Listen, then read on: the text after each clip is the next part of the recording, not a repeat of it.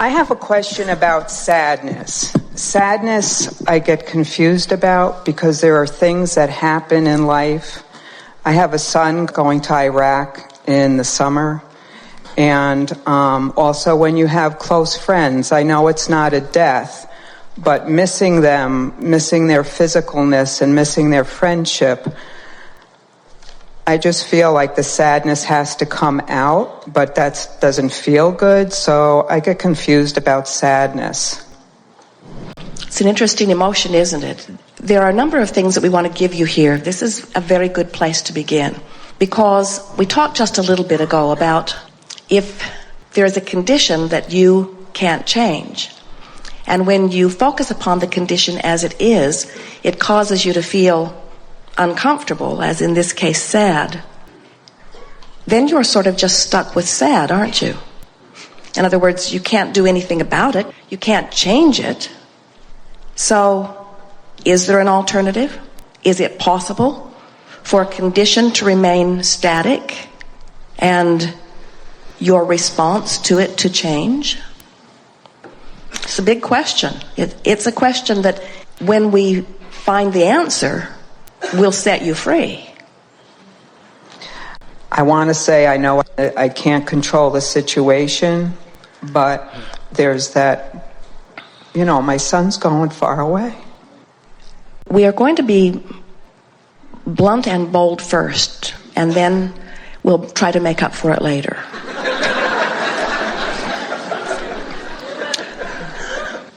It requires stepping back and looking from a broader perspective.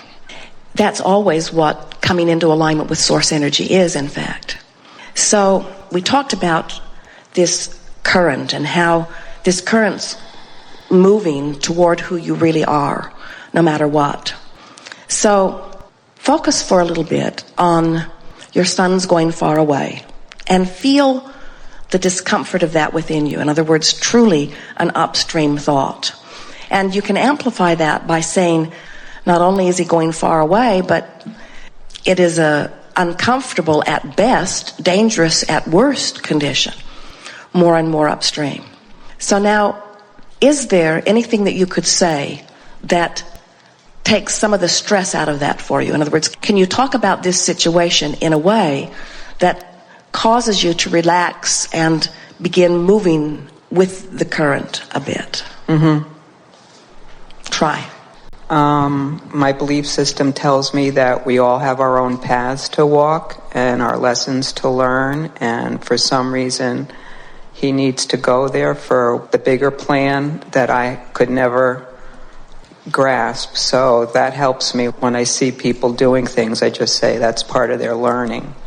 Now, when you say that, initially, does it give you any sense of relief? Yes.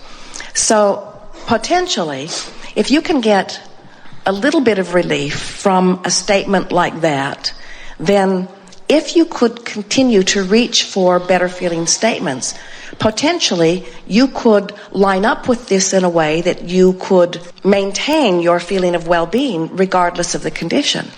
Does that seem possible? Yeah, but there's always the danger part. I see him all right, and I put the light around him, and I pray to keep him safe, but the reality is just difficult. Well, it is difficult to say the least, but this is an opportunity for you to discover some resources that you don't often tap into. We've noticed that for most people, you can be pretty sloppy in your thinking and get by pretty darn well, because the well-being of who you are and the well-being of your environment and the well-being of all that is so pervasive. As you look around your planet at the well-being that exists in comparison with the pockets of not well-being, it's just an extraordinary ratio. This is the thing that we so much want you to hear. Oh, you're really going to like this. You think, or at least we will. You think that you feel bad because you can't control the experience of your son. But we want to project to you that the reason that you feel bad is because the source energy part of you sees him one way, and in your worry, you are contradicting that aspect of your own self. In other words, through life, you have given many rockets of desire relative to him. He's been in your vibrational escrow again and again and again and again on so many different subjects. So you have this vibrational relationship with him that the source energy part of you knows and has become. And when you think thoughts that contradict that, you don't feel so good. When you think a thought like, I am not worthy, that thought is a debilitating thought because it is so contrary to how your source feels about you. When you think a thought like, something bad is going to happen to my son, the reason that feels so bad is not because something is going to happen to your son, it's because that thought contradicts the broader knowing, you see. Now we know, we can feel it even in this room. There are those who would say, but Abraham, she cannot control the life experience of someone else. In other words, she cannot control what actually happens. And we say, that may or may not be true. You have powerful influence. But the sadness that you're talking about is not because something's going to happen to your son. The sadness that you are experiencing is because you're contradicting your own thought on a subject. In other words, it's not different than taking a club and beating yourself about the head. It's painful in the same way. You cannot think thoughts in opposition to who you really are and what you really know without causing discomfort within you. And somehow that's just got to be helpful. Now we know there are parents who would say, but I worried about my son and he did die. But we want to say to you, there are billions of parents who have had billions of worrisome sleepless nights over things that never happened. They just used it as one more excuse for one more moment to keep themselves from flowing with the energy that is truly the source energy that is you. In other words, we want to find a way to explain to you that negative emotion is always about the same thing. It's about you taking a subject and activating it within you in such a contrary way to who you really are and what you really know, that you're using that subject as your temporary excuse to just pinch yourself off from the life force that would be there otherwise.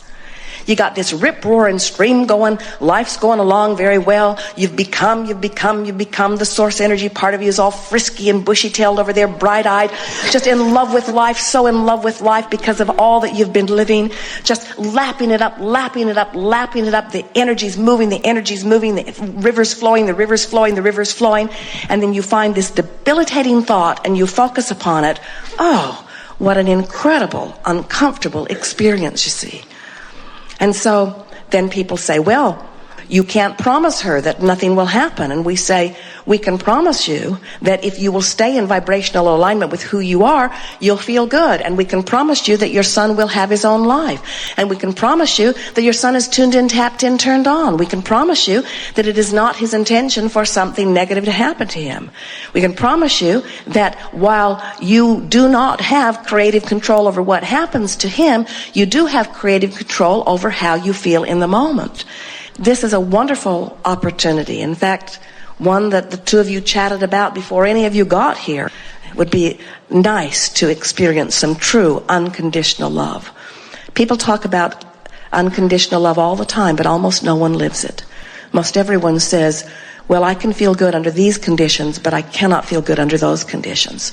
So let's change those conditions and then I will feel better. And we say, how's that working out?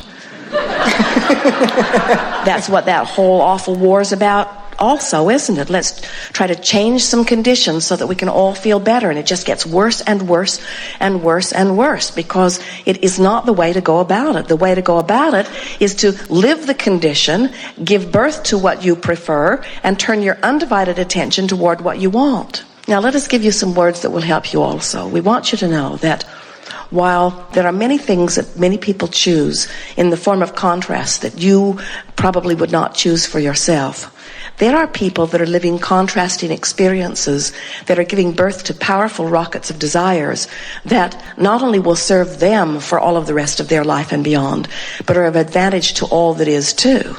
And so we want you to try to get hold of the idea that even when these young people put themselves in situations where they are in peril or in danger or in discomfort, that from those powerful contrasting experience always erupt clarity of desire that the source energy part of them becomes and embraces, that gives them a power and an energy and a clarity that is difficult to find words to describe. In other words, even a situation that just looks so bleak and like something that you would never ever want to participate in or have anybody that you care about participate in, there is an energy that is born out of environments that are like that, that are truly life-giving.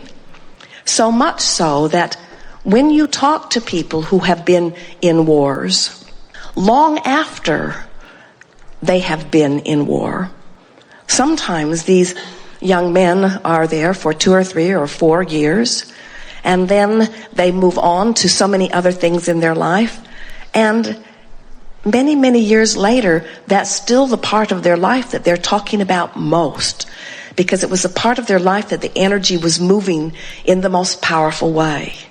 So as you step back as a mother or as someone who cares, and you acknowledge, I would not deprive my child of an opportunity to give birth to rockets of desire. I would not deprive my child of an opportunity to fulfill his own intentions or live his own dreams. And while I cannot understand why he chooses as he chooses, I can feel the energy that is surrounded. I can feel the resolve within him. I can feel the alignment with his intention that is within him. I can feel the clarity of his being.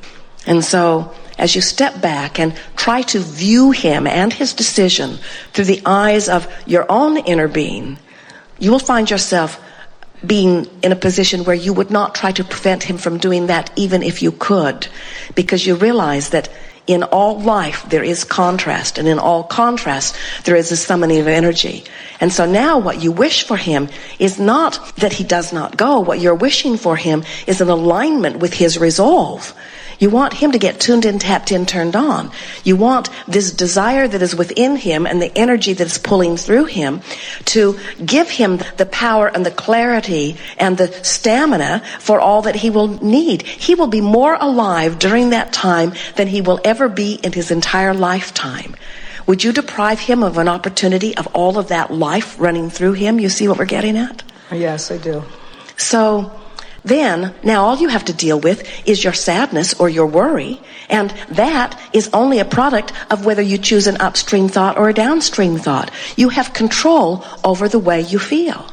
So what you want to begin to say is, the majority of the worry that I've put myself through relative to this or anything has been because of my choice of thoughts, even more so than it has been because of my observation of conditions. The hardest thing about a war like this, the hardest thing is for the parents, because the kids are over there, they've got the energy being pulled through them, and so they are being given this life force, this extra clarity, this extra strength. In other words, most of them, as you visit with them, do not want to stop doing what they're doing. They're caught up in the energy stream of all of that, you see.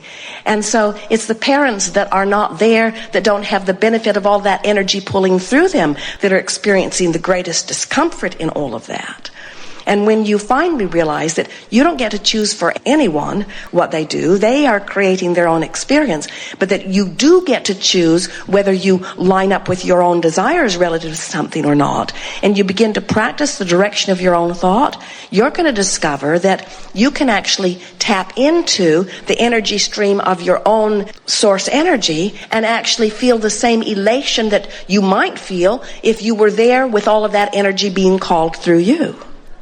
every situation in the world, you could look at any situation and you can call it awful or you can call it beneficial. And what you're going to begin to discover is that the source energy within you will never push against it.